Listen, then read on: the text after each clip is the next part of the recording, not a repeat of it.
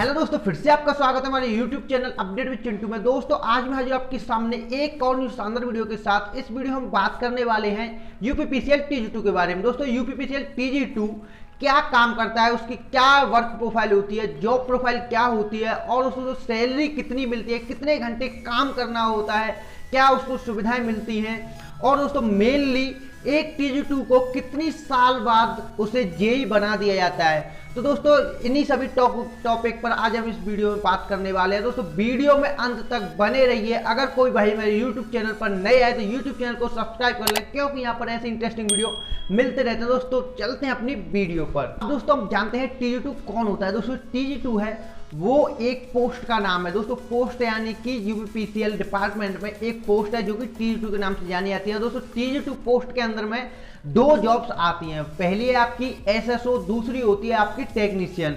SSO जो है sub station operator और दूसरी आपकी टेक्नीशियन यानी कि जो जे के अंडर में काम करते हैं, जो कि लाइन पर जाना, फील्ड में वर्क करते हैं, कहीं से पैसे लेकर आना, किसी का मीटर लगा के आना, ये सभी काम जो करते हैं वो होते हैं आपके टेक्नीशियन। दोस्तों ये दो पोस्ट होती हैं, ये दोनों ही जे के अंडर में काम करते हैं और उनके लिए जो क्वालिफिकेशन मांगी जाती है, अगर आप TG2 वैकेंसी के लिए फॉर्म भरना चाहते हैं तो इसके लिए आपको ITI आपके पास कंपलसरी होनी चाहिए। ITI वाले स्टूडेंट स्पेशल इसमें लिए जाते हैं और किसी भी पढ़ाई के जो किए हुए स्टूडेंट नहीं लिए जाते हैं।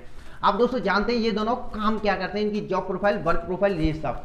अब दोस्तों हम बात करते हैं TG2 की जॉब प्रोफाइल की। दोस्तों TG2 की जो जॉब प्रोफाइल है वो दोनों की ही अलग है, SSO और टेक्नीशियन की। क्योंकि दोस्तों ये SSO होता है उससे सब स्टेशन पर काम करना होता है, सब स्टेशन के बाहर से कोई काम नहीं होता, सब स्टेशन के बाहर से जाना ही नहीं होता है। और जो टेक्नीशियन होते हैं उनको फील्ड का काम होता है। इन दोनों की जॉब प्रोफाइल में काफ़ी ज़्यादा अंतर है, छुट्टियों का अंतर है और इसके बाद इनके वर्क में भी अंतर है। जो टेक्नीशियन काम करेगा वो फील्ड में जाकर काम करेगा, तो फील्ड में काम करेगा तो उसकी 8 घंटे की ही जॉब रहती है। लेकिन पर जो SSO होता है, SSO की 24 घंटे की 3 शिफ्ट में ड्यूटी लगती है। वो क्योंकि लाइट को 24 घंटे में कभी भी बंद करने की जरूरत पड़ सकती है, कहीं पर भी फॉल्ट आता तो उसको चालू करो, बंद करो। इसके लिए जो SSO की पोस्ट पर जो जॉब होती है वो 24 घंटे की जॉब होती है। इन दोनों में दोस्तों काफ़ी ज़्यादा अंतर है इन दोनों की जॉब प्रोफाइल में। अब दोस्तों बात करते हैं TG2 के वर्क प्रोफाइल की। दोस्तों ये काम क्या करता है। अब दोस्तों ये TG2 होता है, TG2 के जो काम है वो दोनों ही जॉब पोस्टों के हिसाब से हैं। अगर आप TG2 बनते हैं और TG2 के बाद आपको दी जाती है SSO की पोस्ट। तो दोस्तों सबसे पहले हम बात करते हैं SSO की। दोस्तों आप जो स्क्रीन पर देख रहे हैं जो इतनी भी सर्किट ब्रेकर हैं, SSO को दोस्तों काम क्या होता है अभी मैं आपको बताता हूँ कौन होता है SSO। जब भी आपके यहाँ पर लाइट जाती है तो जब आप गाली देते हैं ना कि मर गया लाइट वाला, जैसे ही लाइट जाती है तो वो जो लाइट को कट करता है वो होता है SSO। ये काम होता है SSO का, यानी कि कहीं की भी लाइट को कट करना या बंद करना या फिर चालू करना, ये जो काम होता है वो होता है SSO का, सब स्टेशन ऑपरेटर। पूरे जो बिजली घर है उसे ऑपरेट करना, उसको चालू बंद करना, ये काम होता है SSO का। और दोस्तों दूसरी जो पोस्ट होती है वो होती है आपकी टेक्नीशियन। टेक्नीशियन यानी कि जिसे आप लाइनमैन भी कहते हैं, सरकारी लाइनमैन। अब दोस्तों जो टेक्नीशियन होते हैं वो उनका काम क्या होता है, उनका काम होता है कहीं पर भी इस मीटर को लगा के आना। मीटर अगर खराब हो गया तो उस मीटर की देख कराना। अगर किसी का बिल भुगतान नहीं है तो उसको बिल की उगाही करने जाना, बिल को लेकर आना। उसके बाद अगर कहीं पर फॉल्ट होता है तो उस फॉल्ट को ठीक करना, ये सभी काम होते हैं टेक्नीशियन के। तो दोस्तों ये दोनों ही पोस्ट अलग अलग हैं। अब दोस्तों हम SSO की फिर से बात करते हैं। तो SSO का जो मेन काम होता है वो काम होता है लाइन को ऑपरेट करना, ऑपरेट यानी कि बंद चालू करना, और दोस्तों उसे देख रेख करना कि कितना लोड चल रहा है।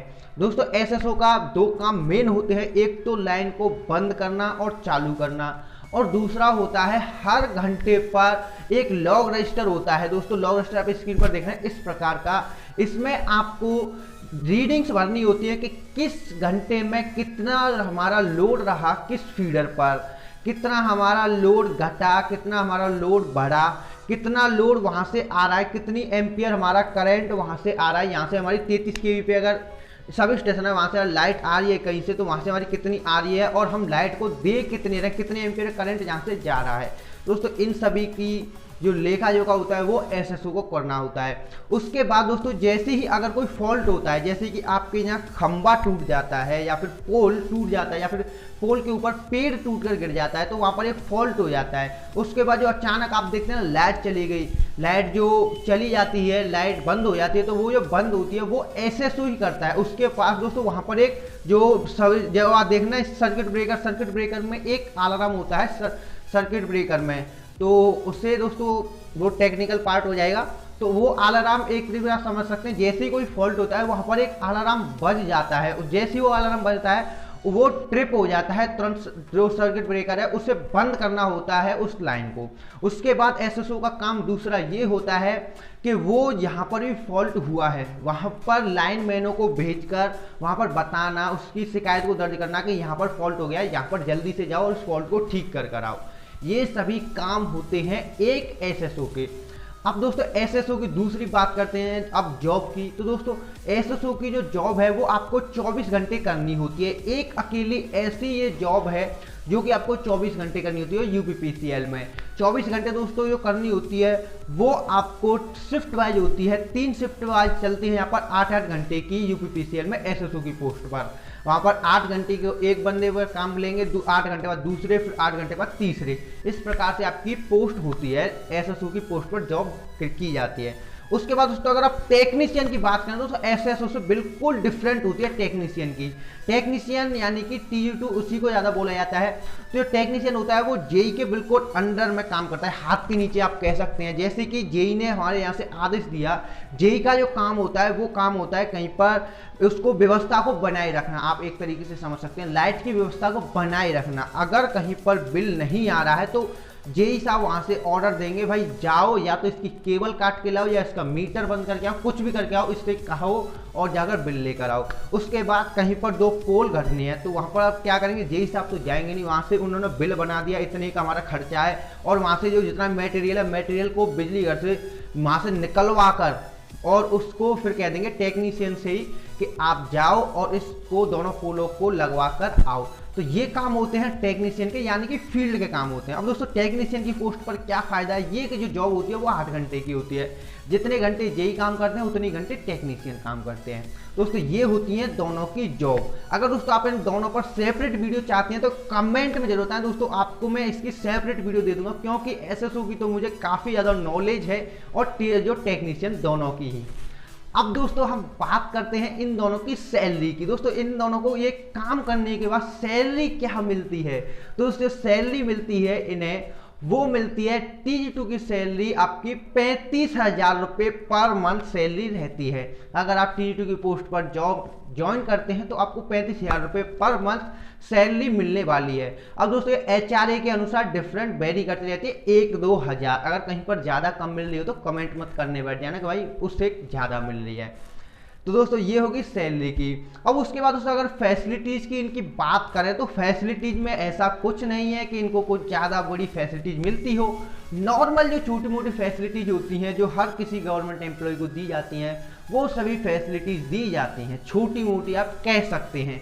जैसे कि घर HRA हो गया और जितने भी जो छोटे मोटे अलाउंस हो गए वो सभी दिए जाते हैं। अब दोस्तों हम बात करते हैं इसकी प्रमोशन की, क्योंकि दोस्तों TG2 जितने भी लोग लगते हैं उनका एक ही सपना होता है, जैसे तैसे TG2 की पोस्ट पर काम कर लो, जो अगली जो पोस्ट मिलने वाली है वो मिलती है इनको जेई की। तो दोस्तों फिर वो सबसे हमेशा एक ही दिमाग में रहता है कि कब हमें जेई की पोस्ट मिले।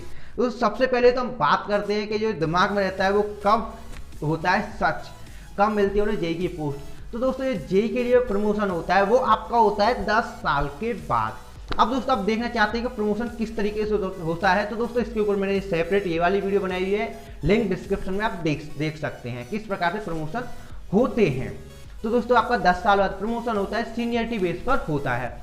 तो 10 साल के बाद आपको अगर TG2 की पोस्ट पर है तो आपको जेई बना दिया जाता है। फिर आपको जेई वाली फैसिलिटीज और जेई की जितनी सैलरी मिलती है वो सैलरी आपको मिलने लग जाती है। तो दोस्तों आप अगर TG2 की पोस्ट पर जाते हैं तो फिर आपको जेई बनेंगे, आप 10 साल बाद करीब जेई बन जाते हैं।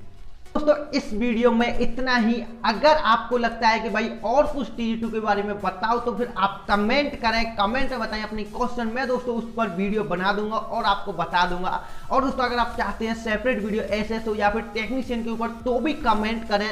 अगर दोस्तों वीडियो पसंद आई हो तो अपने दोस्तों में जरूर शेयर करें और दोस्तों वीडियो को लाइक जरूर करें और चैनल को सब्सक्राइब करें। मिलते हैं अगली न्यू शानदार वीडियो में, जब तक के लिए बाय बाय, जय हिंद।